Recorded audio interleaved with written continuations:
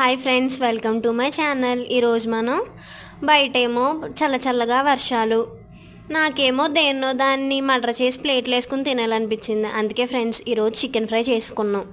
ఆ chicken fry ఎలా చేయాలో మీకు చెప్తాను, చూసేయండి.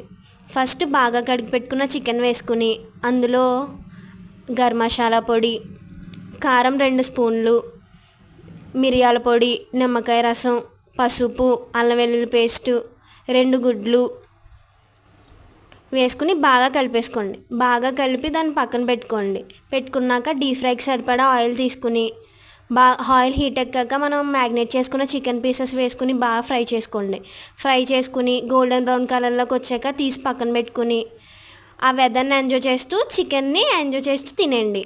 అంతే ఫ్రెండ్స్. మరిన్ని వీడియోస్ కోసం మా ఛానల్ని సబ్స్క్రైబ్ చేసుకోండి. Bye friends.